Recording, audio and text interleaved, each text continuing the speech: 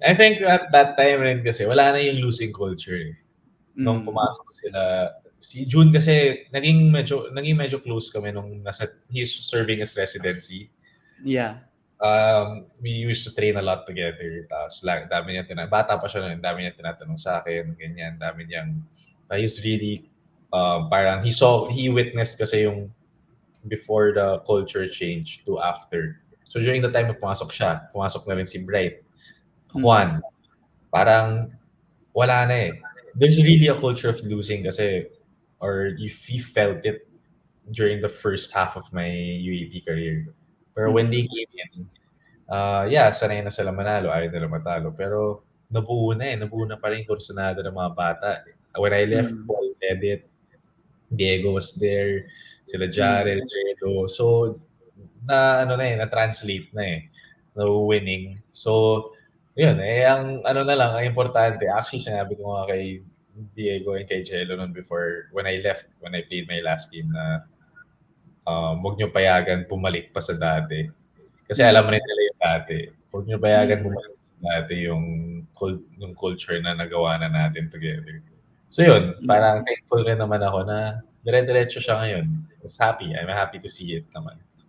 Yeah, and yun nga, yung season 81 was when you mentioned that was really the year when they reached the finals, and they were against Adamson. And you mentioned Coach France a while ago that he's a very systematic coach na nagtatrap sila lahat, and contrary yun to Coach Bo na players coach, and it was a nip and tuck Final Four series, and I wanted UP to win actually because yun nga, they haven't won in so long. It's fun to have someone else Yeah. there in the finals.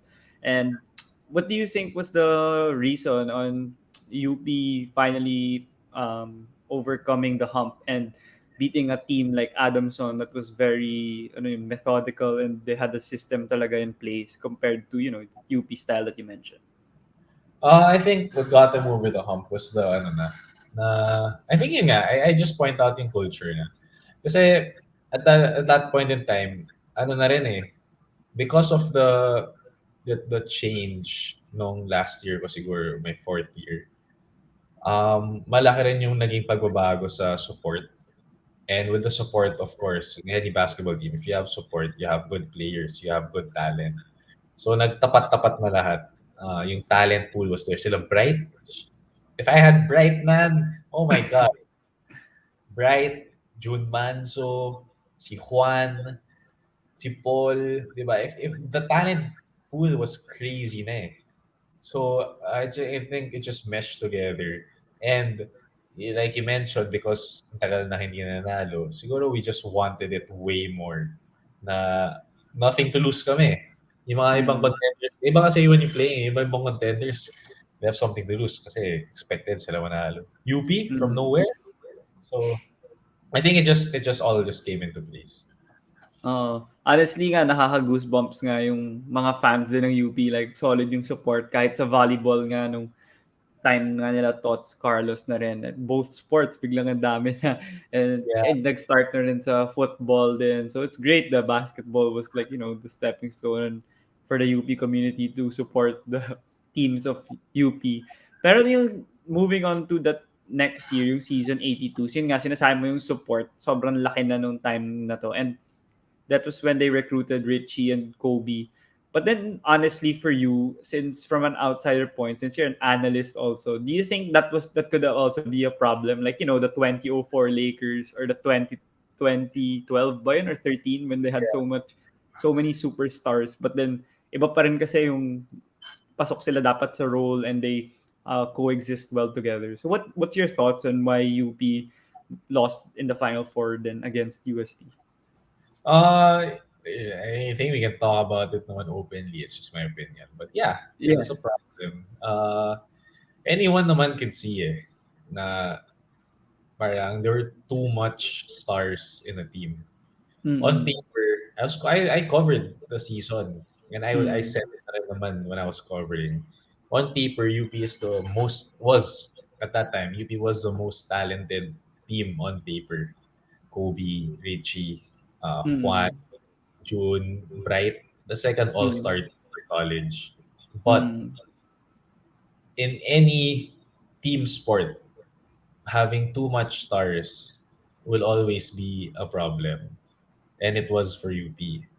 So egos, I'm not saying magkaaway sila, but when Oo. you're a player kasi, gusto mo syempre magpakita, especially in college.